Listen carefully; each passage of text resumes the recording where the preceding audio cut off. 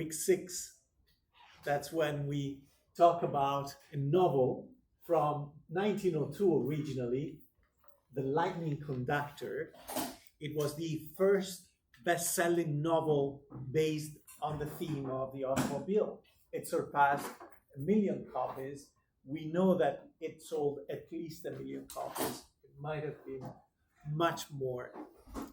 On Thursday, we complete our viewing of Christine up to the conclusion. Of course, it's an open-ended conclusion, open to the return, the resurrection of the evil machine. And keep the calendar in mind. In 2 weeks, on October 16th, we have a midterm, and we're approaching the halfway point in the semester. So next week, I'll spend some time talking about the final project, introducing the criteria, the methodology, showing you the page. There is a page with comprehensive instructions on the process, not just on the project itself, but the process of getting there. And of course, I'll be talking next week also about the midterm. Any other questions, of course, you can ask now or at the end of the class. I'll be happy to respond. Today's presentation will help you with the last of the written reflections, which is due, as you can see, the day after the midterm on October 17th, so you have plenty of time. But I want you to keep in mind while you're watching, while you're following this week's lecture, that this should be one of the outcomes, to be able to go through the excerpts that I posted from this particular novel and talk about the female protagonist, an American woman by the name of Molly Randolph, the daughter of a millionaire. Therefore, she's part of what was then defined as American aristocracy. And her behaviors should lead you to understand a little better about the proto-feminist movement of that period, which used a different label, not feminist, but rather new woman. The new woman movement was the first incarnation of feminism in Western societies. And the new woman movement came about around the time that new technologies such as the automobile were introduced. So there was an interesting intersection between the adoption of technologies and discussions about gender gap. So the goals for these assignments are for you to show how the character embraces the models of the new woman movement, shows agency, independence, makes decisions about her life. But in order to do that, it would be a good idea also to show the baseline for the character, because the character reaches by the end of the novel different levels of independence and agency, but she's not changing the norms in society. She's just pushing those norms. And also, she starts as a slightly more traditional woman. And the novel, even though she's never the submissive character of Victorian novels, but the novel shows you how the character evolves by showing her moments of weakness, the moments where she falls back onto traditional models of femininity also. So it would be nice for you to be able to contrast those models. What you should get out of this lecture is some basic concepts and ideas, and more importantly, which situations, scenes, episodes you could use to exemplify the evolution of the character in the direction of a modern woman. This is the author of the novel we're talking about, The Lightning Conductor. Her name is Alice Muriel Williamson. She was born in Cleveland, Ohio in 1858 as Alice Muriel King. She got married in the US, divorced. She was divorced by the early 1890s.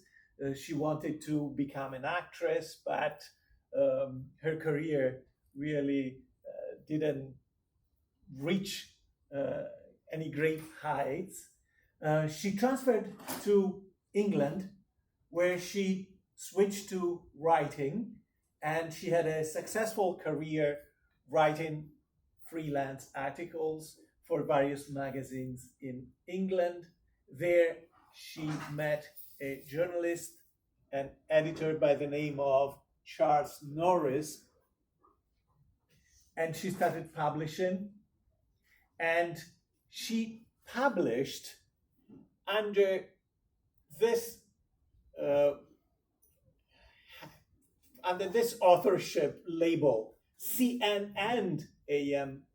Williamson, where she put her husband's name next to her own just to meet the conventional views of women professionals and especially women writers of that time. She actually asked her husband to have his name appear next to her name on the cover of the book, because some publishers thought it would be more appropriate, that it would make the female author more legitimate, would lend authority to the voice of the author. We in fact know, and she herself later admitted, that she was the sole author of those novels, and she found success in this particular genre. The Lightning Conductor is a motor romance. Motor romance is a niche in the romantic genre that was popular at that time, as it is popular now, where you have a couple falling in love or falling out of love and then in love again, thanks to their experience of an automobile. It's the automobile that brings them together. So the automobile in these novels is not a prop, an accessory. Rather, it plays an instrumental role in shaping the relationship, because it is not just a place where this couple will spend time, get to know each other, eventually fall in love within the close proximity afforded by the inside of the vehicle. It is also a shared experience, the shared experience of traveling, the shared experience of driving the car. And this, of course, as you can understand, establishes a different kind of parity, right? But because when you show that the female character is or becomes as familiar and fluent with the technology of the automobile as the male character, then you've established parity. Then you've eliminated or reduced the gender gap. Then you've created a situation where they have to trust each other and each other's leadership, because driving the car is a powerful act of agency and it borders leadership, right? So once Alice saw the success of this novel, he wrote many more, maybe 10 or 12 similar motor romance novels. The Lightning Conductor, the title is, of course, a mix of different references. Lightning Conductor is the nickname given by the protagonist Molly and the older woman who accompanies her on a tour of Europe, her Aunt Mary, to this guy, James Brown. We'll learn that there is more about this guy, who is loaned to them, allegedly, by somebody, a British wealthy master, when they find themselves without a driver during their tour. So the lightning conductor is the conductor, the driver who's able to drive at lightning speed, but is also the man who acts as Molly's protector in difficult situation. Okay. Now, again, you can see within the title itself the two branches of the issues that I was exposing earlier: the modernity of the character and the survival of traditional model. Because when you consider the car in the title in reference to the power of the car, as powerful, as fast as lightning, then the fact that Molly is driving it empowers the character. When you consider the title in reference to the nickname given to this man, because he is the one protecting them from lightning, protecting them from stormy situation, then you see Molly in a slightly more traditional situation or role. As you can see in here, this edition that I've used is the 1903 edition. Initially, the novel came out, as it was popular during that time, in a series of installments in a magazine. A lot of novels were initially printed. Every issue of a magazine would have one or a few chapters, but this would create a buzz around the novel, and right after that kind of publication, usually a publication in the form of a book would follow. It is 1903, so the novel had come out had been out only for a few months, and already, as you can see, it was revised and enlarged, the story was expanded, and this was already the 12th impression, meaning that it was being printed for the 12th time in a space of less than a year. Keep in mind that during that period, initial runs for a book would be between 500 and 3,000 copies, and then if they saw the book selling well, they would continue to print it. But as I said, it reached and surpassed the 1 million copies mark, and it was reprinted for at least 10 years. That is to say, well, into the 1910s, the early 1910s, the novel would be republished every year or every other year, and continued to be successful. Consider this marketing material, right? So the woman you see in here, or in the other picture, I posted another picture of her and her husband, is just to meet the expectations of the reader, right? Her voice, her ideas are much more independent and new in some ways, right? But this is what publishers wanted to present to their reader. Publishers, the media, the journalists, etc. In the class under week 6, you find several presentations. You find one page where all the excerpts from the novel are posted, the required readings. And whenever I skipped pages or chapter, I added a summary in italics. But I also put together 3 pages of select passages with some of my comments, and that's what I'll be using today and possibly at the beginning of Thursday's class. And so this is the first one. Before I start, I want to point out the images on top, which come from an exhibit at the Audrey Museum in Newport, Rhode Island, just a few years back. I think it was 2023. And they put together 2 posters on the wall. One is an ad for a car with an image of a young woman and other characters. Another is an ad for the same car. This is the car in the illustration, but a more technical ad, right? With the name of the company, with all the data about the car.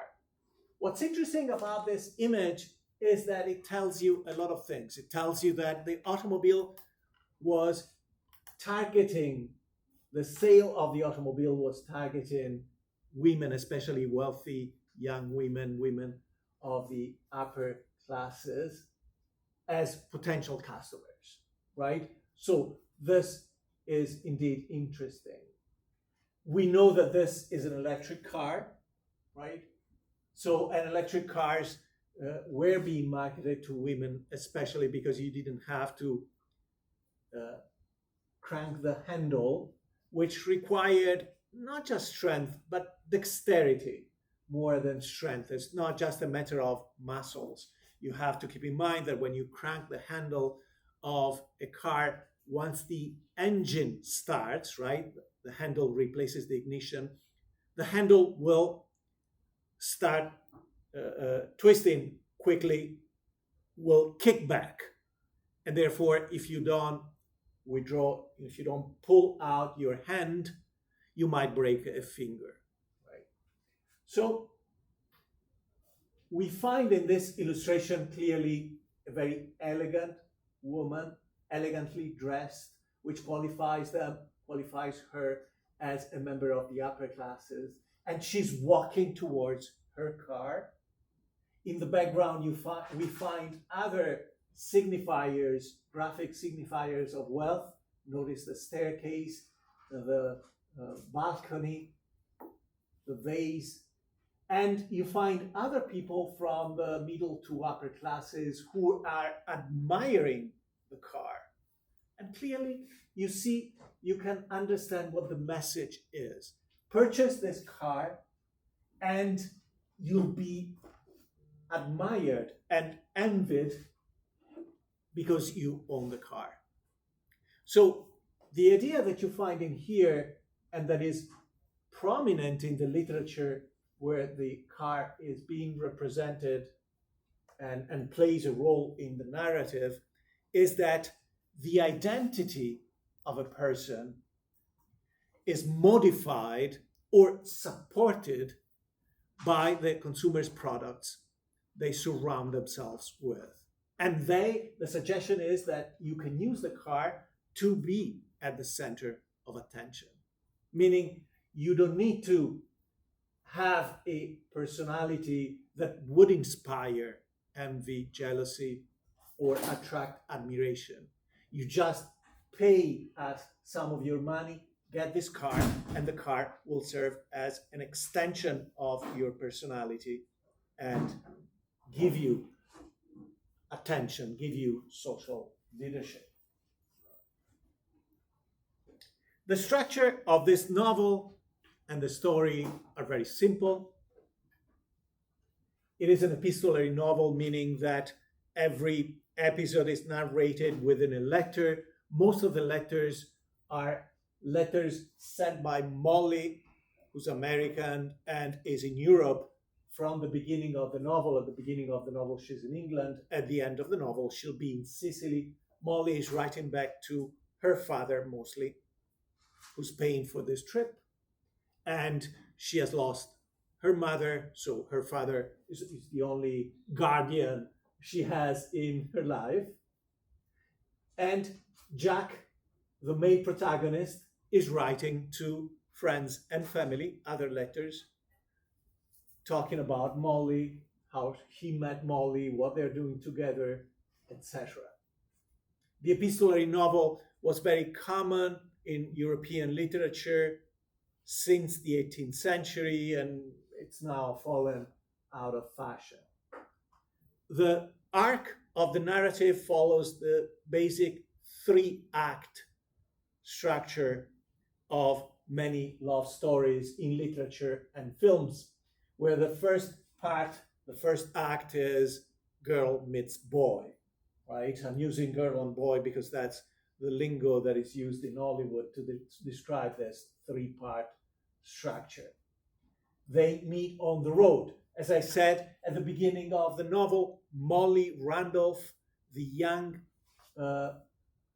daughter of an American millionaire, is traveling through Europe, as it was customary for many Americans, not just from the upper classes, but even the middle upper classes, uh, accompanied by a chaperone, because as an unmarried woman, she cannot be traveling alone. She needs supervision by an adult who will ensure that everything she does is moral, respectable, doesn't bring any scandal to her family.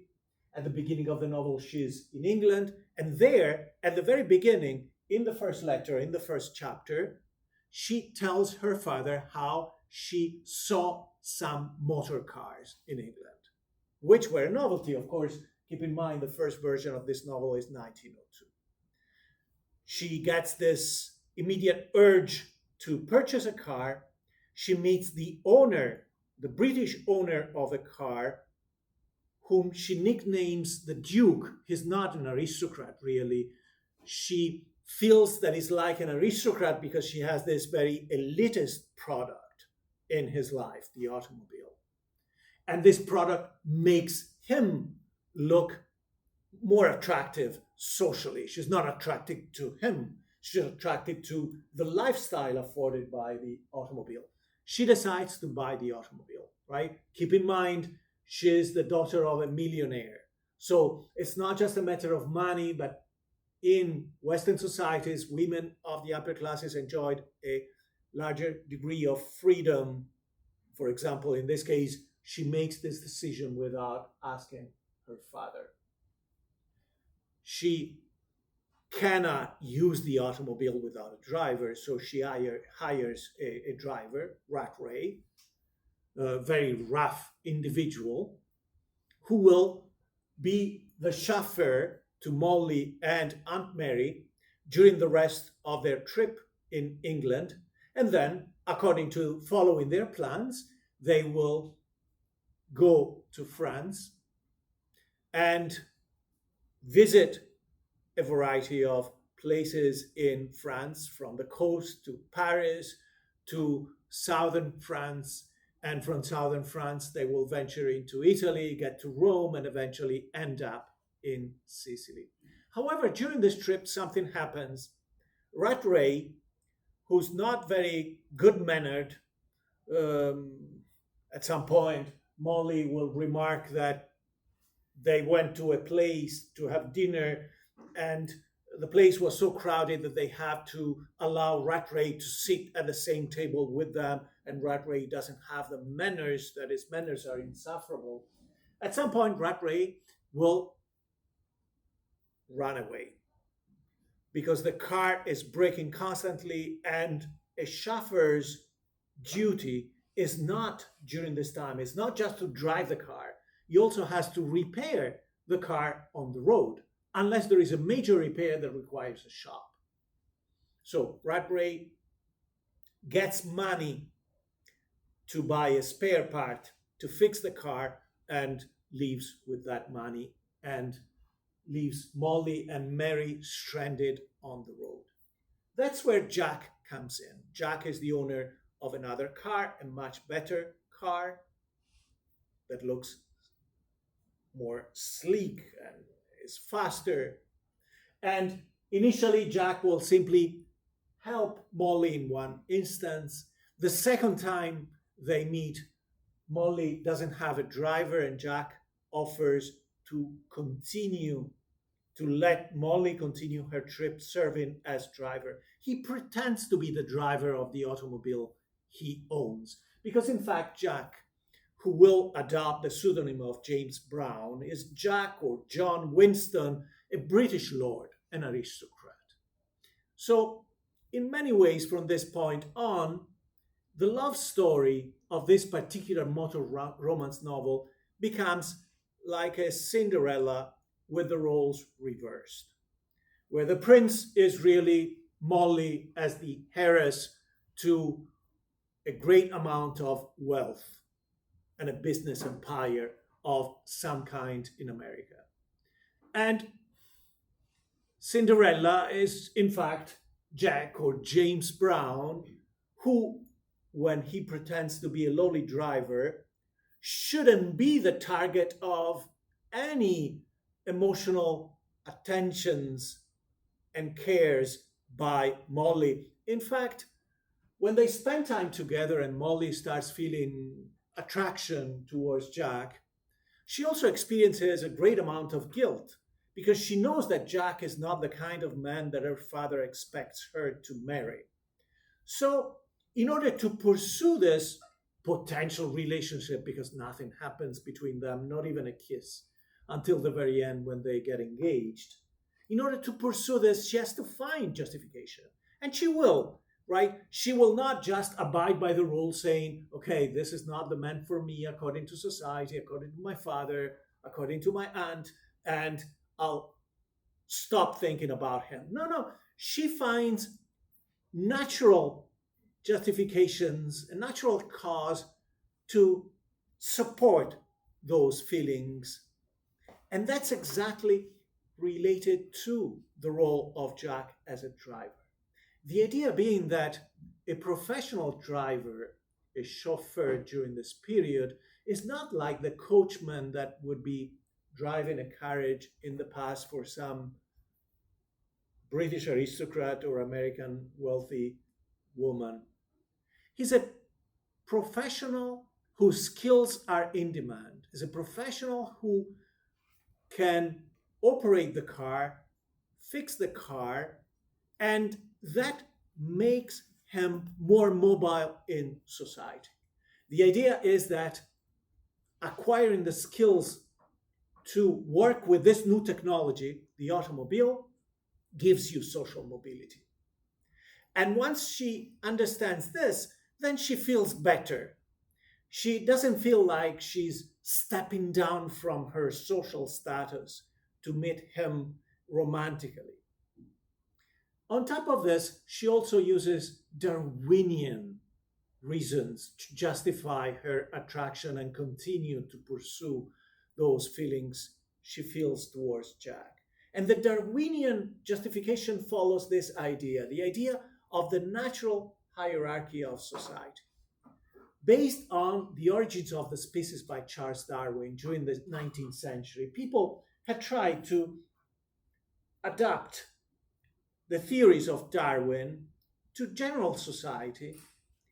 And the idea was that people who are members of the elite in society are of two kinds. They can be just the descendants of people who were powerful, such as the European aristocracy in the past, right? So they've inherited a fortune, they've inherited a title, but they don't have any natural claim to it. There are no special qualities or talents to justify their existence within the top of segment of society.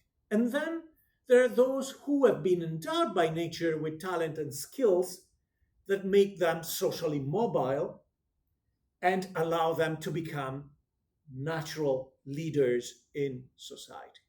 And this is the kind of skills and talents that Molly sees in Jack.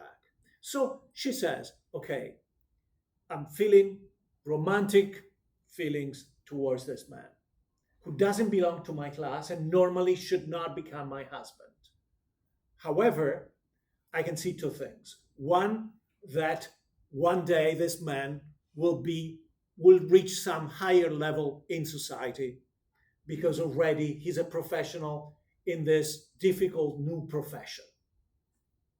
And chauffeurs were really in demand good chauffeurs were really in demand and well paid during that period. And second, the second part of Molly's reasoning is I'm feeling something for this man and I'm justified in these feelings because although he's not a British lord, and in fact he is, he has the natural qualities of a leader, of someone who belongs to the elites that guide society. Okay? So this is very important. So first they meet on the road when he fixes their car, and then he offers to serve her and Aunt Mary for free, saying, my master will loan me to you so that you can continue your European trip, when they're abandoned by this rough British or possibly Scottish driver. Just to give you a sense, we're in 1902, and based on the descriptions, there are detailed descriptions of the vehicle, but sometimes the name of the vehicle, the name of the brand or model are not included. The first car purchased by Molly is more or less something like this. It might not be this exact Daimler from 1899, but if it isn't, it is something very similar. Very heavy car. The chassis has the same design of a carriage from the past. The driver is supposed to sit in front, but there is a bench with room for another passenger. So whenever Jack, or James, his pseudonym, will be in front next to Molly, you have to imagine this kind of situation where Aunt Mary, who's supposed to be the chaperone, is in the back, and they're together. They're very close to each other. Their bodies are touching, and she can follow every gesture, everything he does, and learn from him until she becomes proficient and she can drive the car. The engine is in this big box in the back and underneath the seats.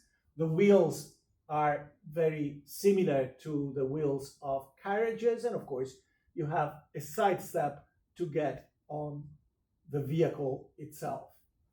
The speed for a vehicle like this would be, the top speed would be between 10 and 20 miles per hour. But it's not terrible, because even better cars, such as the car driven by Jack or James, for which we have a name, it's a Napier, a British car built by an engineering company initially founded in 1808, which will get into the production of automobiles in the early 1900s and then focus later on the production of engines, not just for automobiles, but also for airplanes in the 1930s. This car would have a top speed of 30 to 40 miles. Okay, so even the first rudimentary car purchased by Molly is not lagging behind. It's just less comfortable, less reliable, right? And overall less elegant.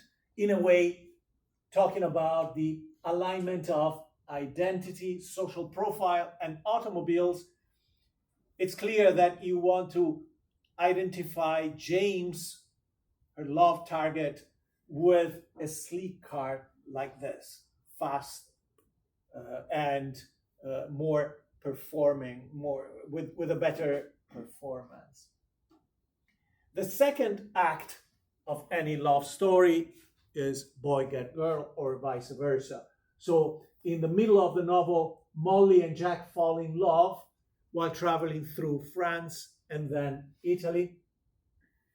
But what's important is that they drive the car together, that she sits in front with him, and then she takes turns with him driving the car.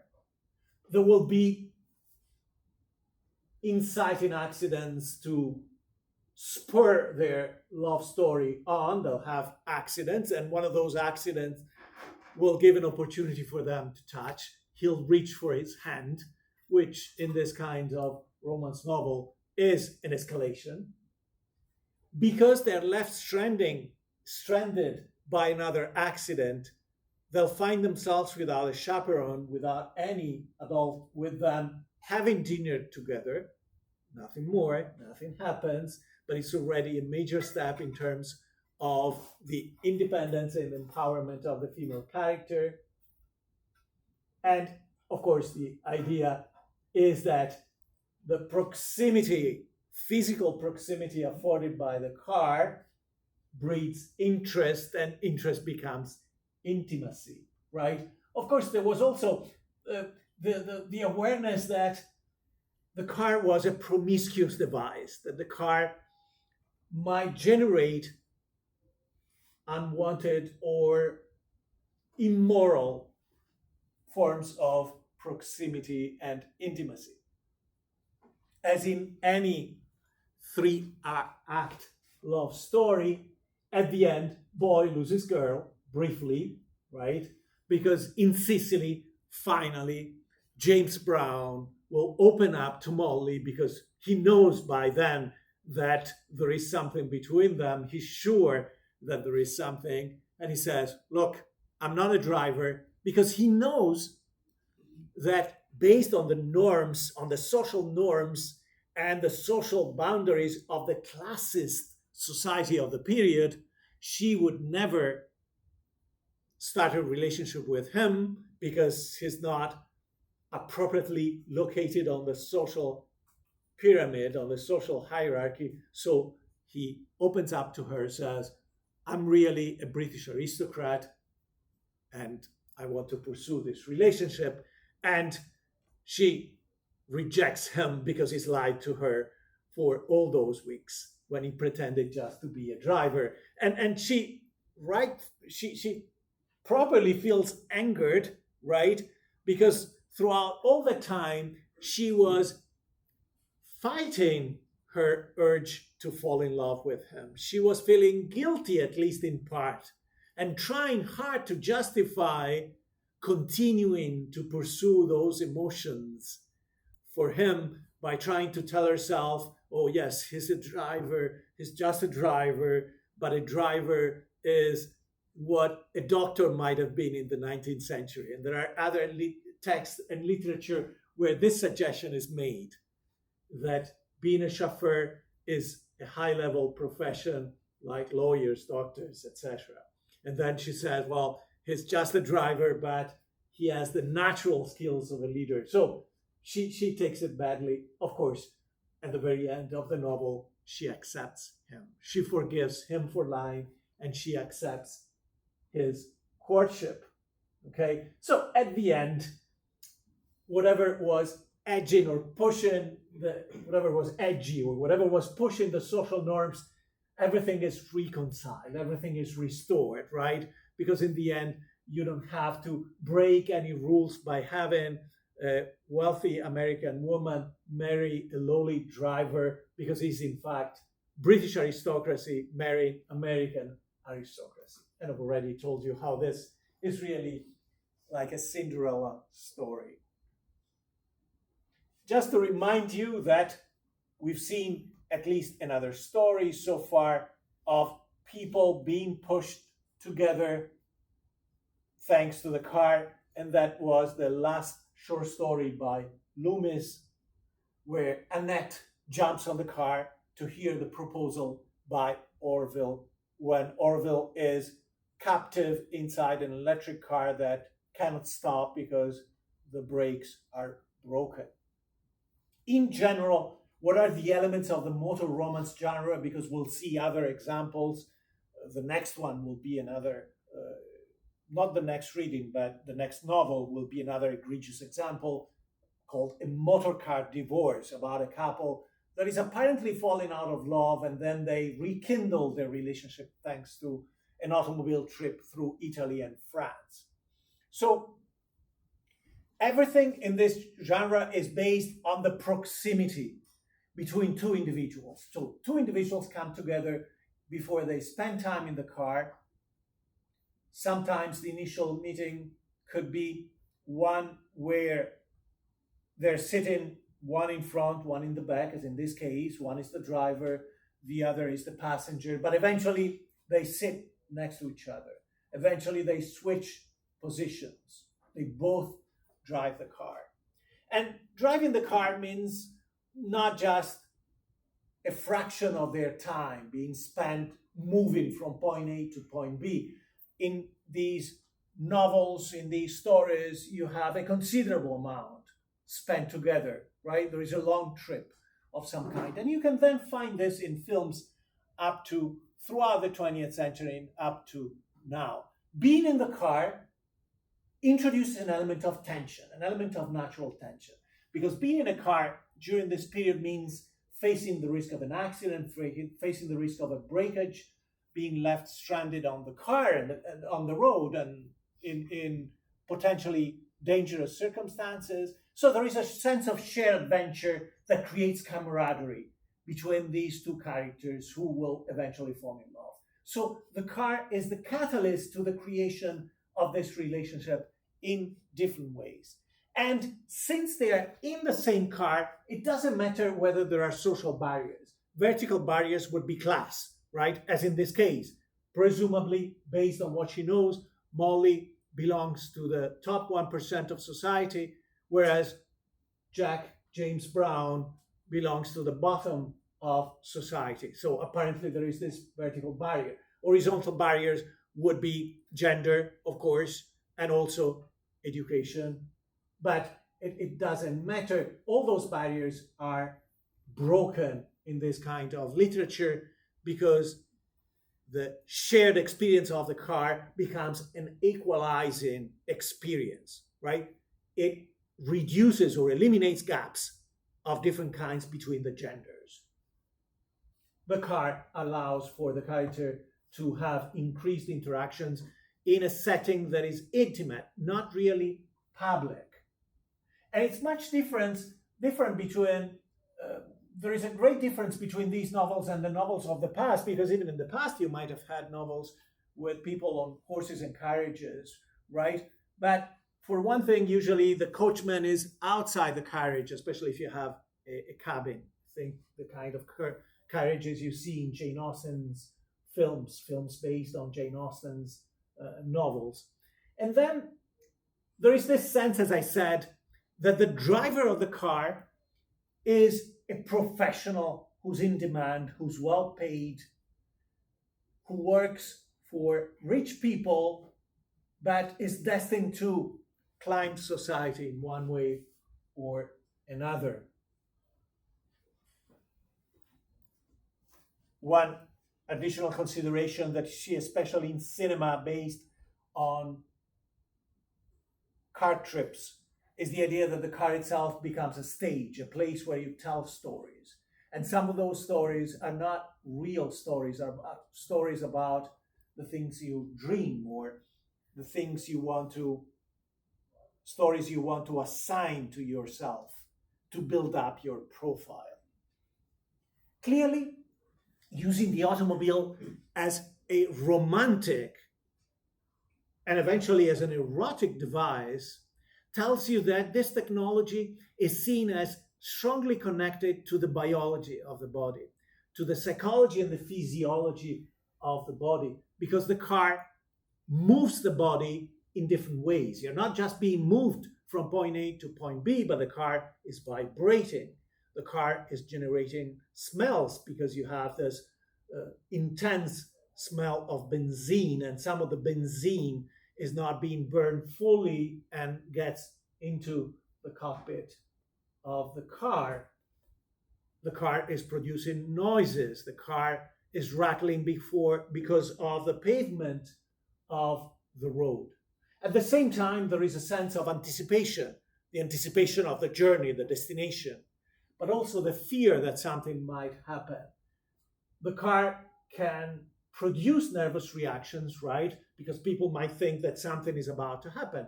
Same as you might find yourself reacting to sudden movements on a plane, where you're on a plane, right?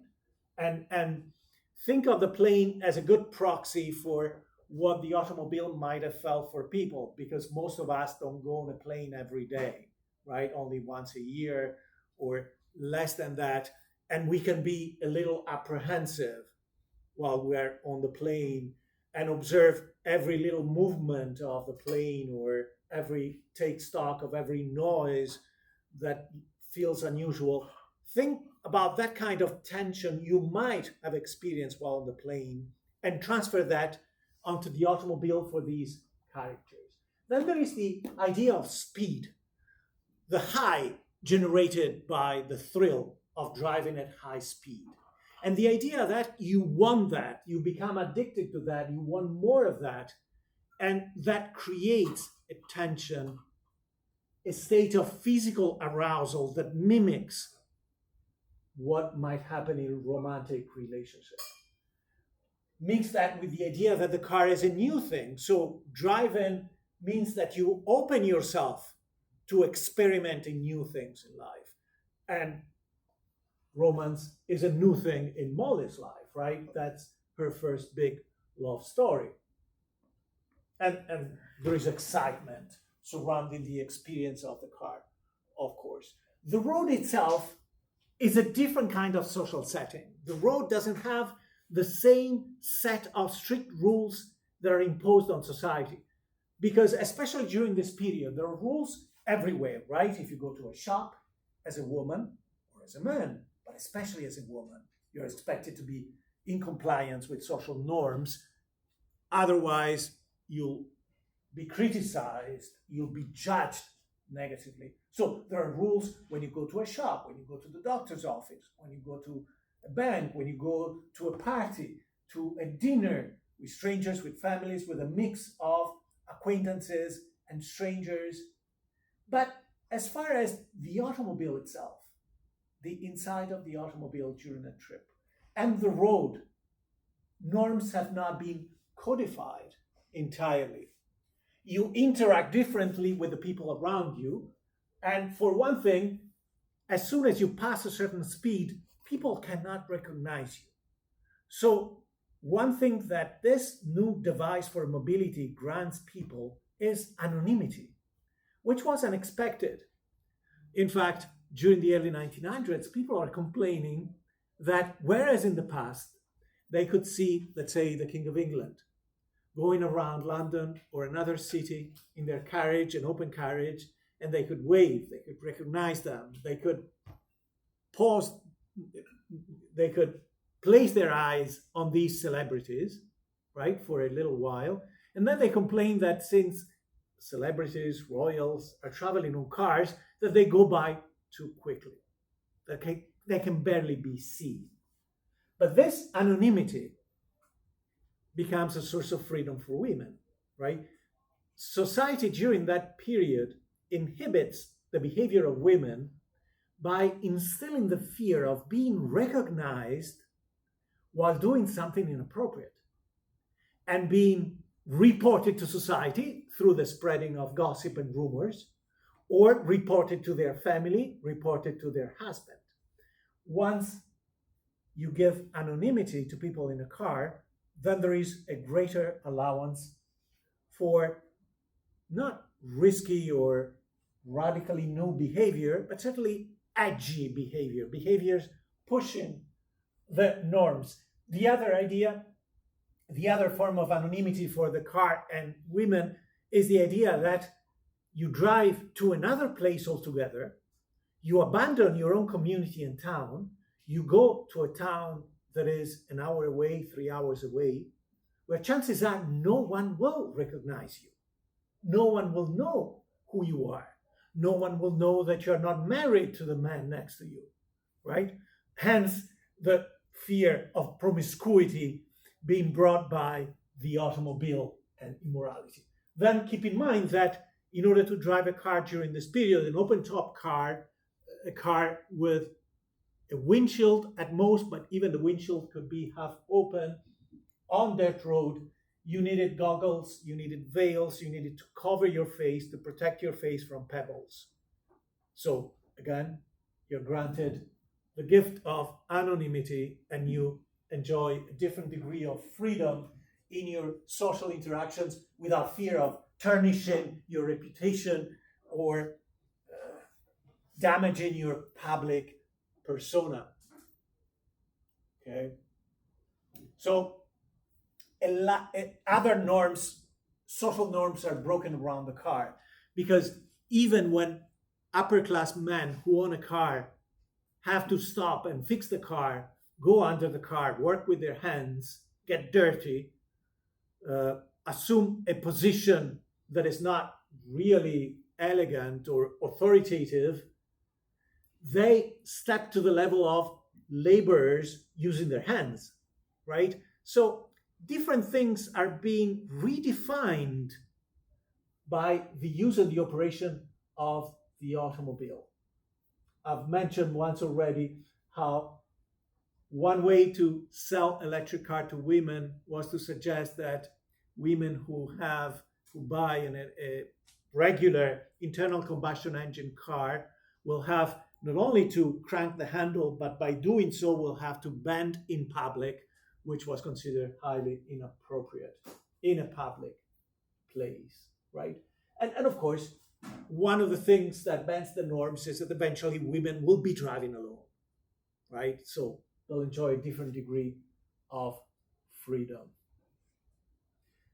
The short novel that I mentioned at the end from 1907 is one of many where a man, a wealthy character, pretends to be a driver, in this case, a New York taxi driver, or rather the driver of a car for hire, because cars could be rented by the hour, calling a garage, in order to establish a relationship with a woman that he sees in Lower Manhattan in New York City. And they'll end up in Long Island. That's where they'll cement their relationship. That's where the reveal will happen for that particular couple. In terms of leadership, we've already said, if the driver of a car is a new kind of hero in the modern technological society, then the woman who's able to drive the car is a heroine, and leadership is granted by their ability to operate the car and shared, right? There are no differences. It's not what one is better at it than the other. And again, stereotypes about female drivers don't really occur in this kind of literature. They're more common in films and books from the 1930s, 40s, 50s, and especially the 1960s, where you have a culmination of those negative stereotypes. At the beginning of this technology, women are often seen as pioneers, and their excellence at driving, their competency is rarely questioned. Okay. Of course, driving a vehicle is seen not as a manual skill, but as a higher level skill that entails an understanding, a profound understanding of the technology. And I mentioned natural aristocracy. Natural aristocracy would be the idea that some individuals are born with the qualities to become a leader, even though they might be born in the lower segment of society. So keep in mind that Molly is going to Europe, right, in this novel. Keep in mind the tradition of the Grand Tour. Between the 18th century and the 20th century, a lot of young Americans, men and women, were sent by their families to Europe. And usually the Grand Tour would include Europe for sure, would include England, France, and Italy, sometimes other countries as well.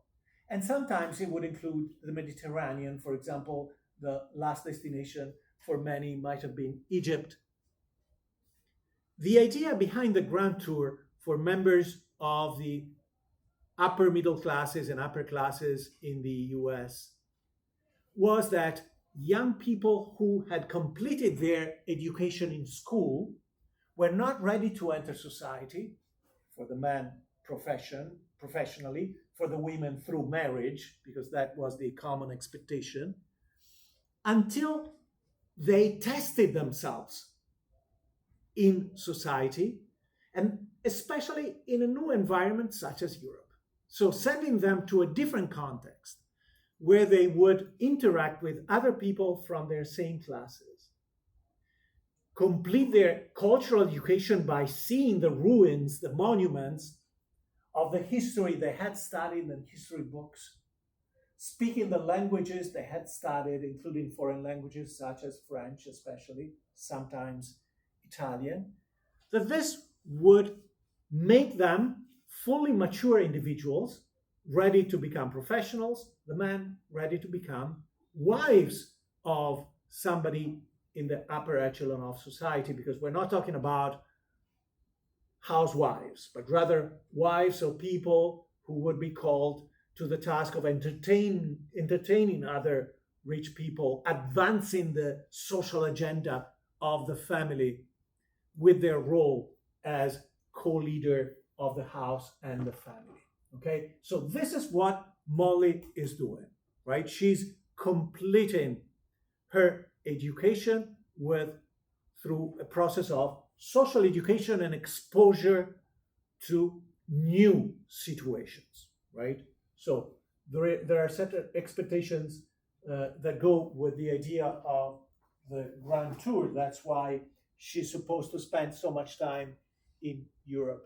This is a passage where she first sees the car, and this is especially important. There were several automobiles starting off.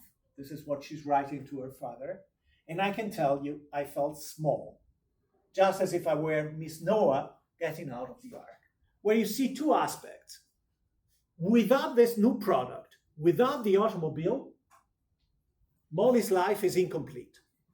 Small means that my life as a consumer could be much better, much grander if I had this product in my life. This is still the way most products are being marketed, right? Buy this phone because without this phone, your life is nothing, right? You are stuck in the past. And hence the reference to Noah's wife, the idea that I'd be a dinosaur without a car, right? So she sees a product and immediately her life feels incomplete.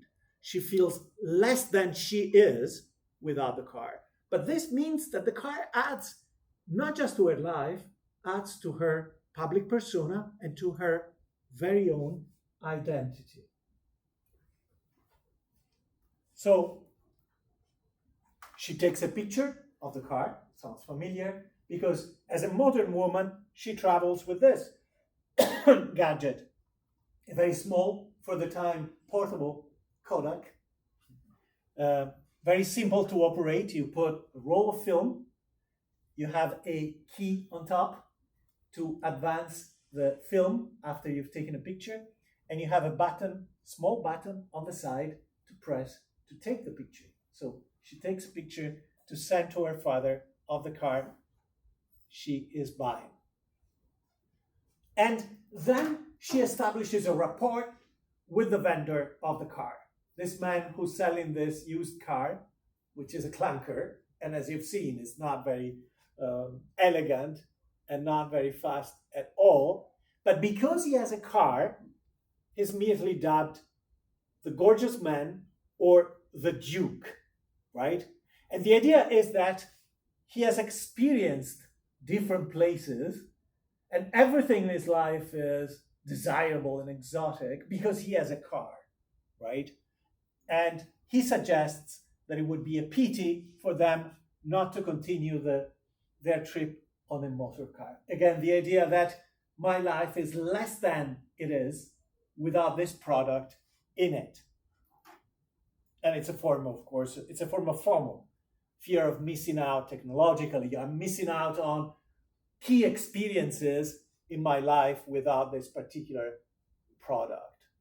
Of course, keep in mind also she's an American, so she's seen as different in Europe. And this is part of the social test of the Grand Tour, that as a foreigner going to Europe, you have to be assertive of your place in society, of your identity, with people who not only don't know you personally, but also see you as different, because Americans during this period were seen as less civilized when they went to Europe.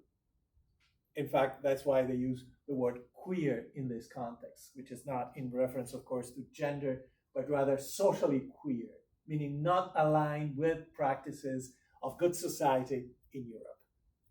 Another trademark phrase used by the gorgeous man in order to sell the car to Molly is that once she has the car, she could say, like the character of a famous novel, French novel, The Count of Monte Cristo, the world is mine. Okay? The car, purchasing the car is empowering for her. The entire world would be within reach. The car redefines space and your interaction with the space. Of course, the car is a way to get attention. That's very important, and that will be important within the culture of consumerism for another slew of products. Buy this product and people will be looking at you will be looking differently at you.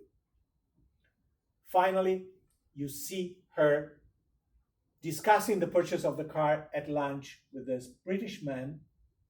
She finds herself envying him, his car, feeling as if life wasn't worth living because I couldn't have it to play with. So the car is as meaningful as her entire life. There is no distinction between the life of the character and the product itself. The product supports a different level of existence, and this is the basis of marketing throughout the 20th century. Keep in mind the strange role of Aunt Mary. Aunt Mary accompanies young Molly as a chaperone so that Molly would not be exposed to promiscuous or risky situations. Her role would be to prevent Molly from doing anything that is inappropriate for an unmarried woman of her age. However, throughout the novel, you never see Mary telling Molly what to do or what not to do. And in fact, for the reader of the novel, the presence of Aunt Mary is simply reassuring, legitimizing whatever Molly decides to do. But it's always Molly who's determining what should be done during the trip by both of them or by Molly when she's on her own. So she buys the car, right? And keep in mind, as the buyer of a car, you want the attention on yourself. So she wants to be different from the others, right? She won't be traveling on a train with the other people, the regular people, just automobile for the rest of their trip. But she still wants people to look at her.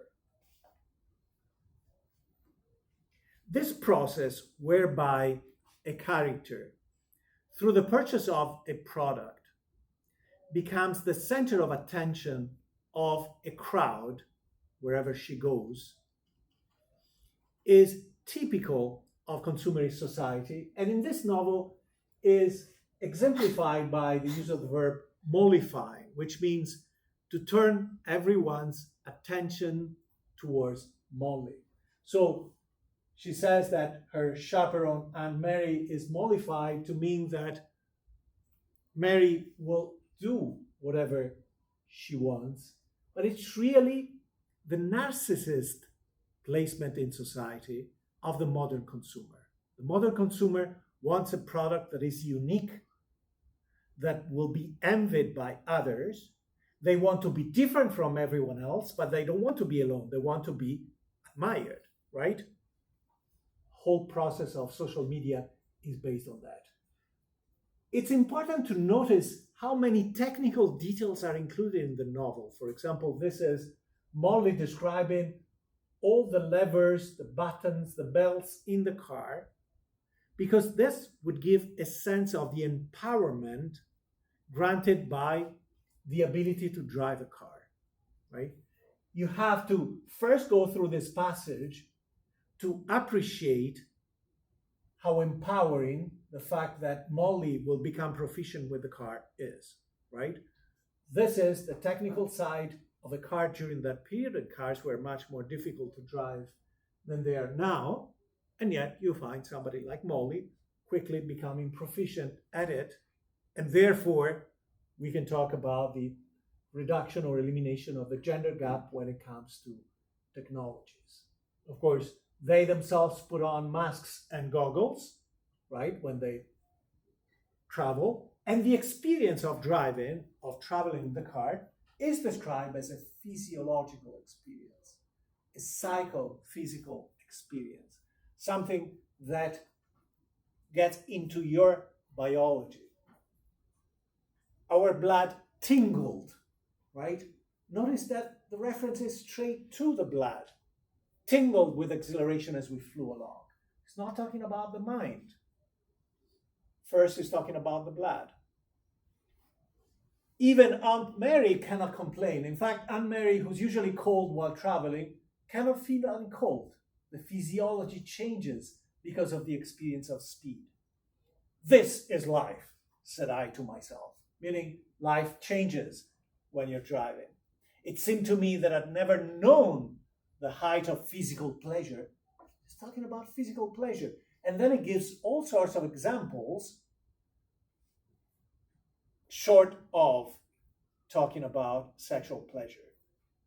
Known the height of physical pleasure until I'd driven in a motor car. It was better than dancing on a perfect floor with a perfect partner to perfect music. Better than eating when you're awfully hungry. Better than holding out your hands to a fire when they're numb with cold. Better than a bath after a hot, dusty railway journey. And this is one of several descriptions of the physical reactions to the car. This is when Molly accepts the services of James Brown. And initially she thinks he's the owner of the car. And in fact, he is the owner of the Napier. And this is her reasoning why she can accept the feelings that she feels for him. This man was much better looking than his companion, so physically he is superior, even though she believes he's not the master. He is. He has a distinguished air, so his demeanor shows leadership. He has physical characteristics that prove him to have good genes, like the Vikings, like his ancestors. And the way he behaves in public also shows him to be a natural social leader. One can see from the way he talks that he's an intelligent, competent young man. This is the encounter between Molly and James from his point of view. And you can see here the familiarity, the degree of intimacy created by the proximity in the car. In this case, at this stage, Molly is sitting in the back, but she's leaning forward to hear what he has to say about the car and to see what he's doing with the car. Then they have a confrontation. There is a situation that I suggest you consider as good material, as an example for your assignment, whereby they stop in France. At this point, James is the driver of Molly's car. They're still driving the old car purchased initially by Molly in England. And they have a Belgian-French driver who comes in with a new car that looks better than Molly's car.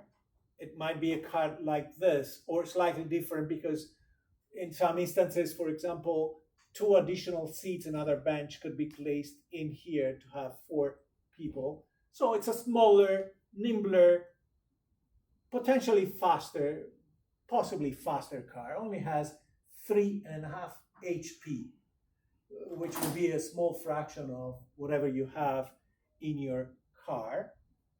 But this Belgian man comes up with a plan to destroy Molly's car so that she's forced to continue on her trip with him. And when he's confronted by Molly, he accuses James, the British driver, the man she's fallen in love with, of being the arsonist. James, of course, notice the attitude of the driver, right? He claims to have wonderful speed in his car, that he can leave Paris in the morning and be in a distant town by the next day. He kills dogs and small animals on the road. Keep in mind that animals had to learn how to avoid cars. So it was much easier during this time for a driver to kill a small animal because they didn't know they had to get out of the way quickly. And this is the confrontation. So James, who's accused of having damaged Molly's car, reacts and shows his natural skills. This is Molly's remark. If he weren't a chauffeur, right, she thinks he's just a low-class driver, one might certainly take him for a gentleman. So she recognizes that his social skills and his leadership during this confrontation prove him to belong naturally to a higher level of society. And what's interesting is that, again, if it was he who looked like the gentleman, meaning James, and Monsieur Toyrand, the Belgian driver, the cad, the scoundrel, right? Brown should have been a gentleman, right? If things went the way of natural skills. She even says, it's such a waste of good material, the Lord using James for a chauffeur when any common staff would have done for that, meaning he belongs somewhere else in society and she can pursue those feelings.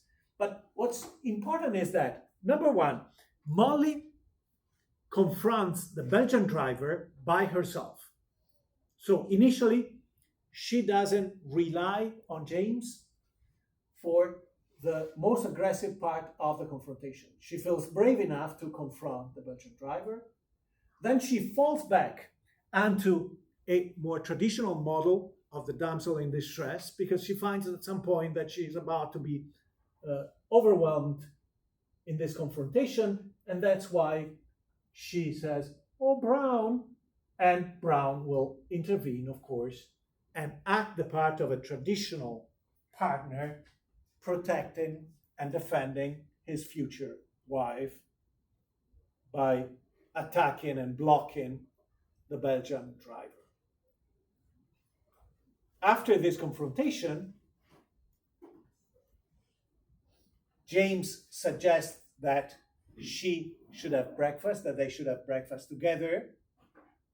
And it is only at that point that she realizes that she's not acting as a proper woman. For example, that she's not properly dressed to be in public because she just left her bedroom.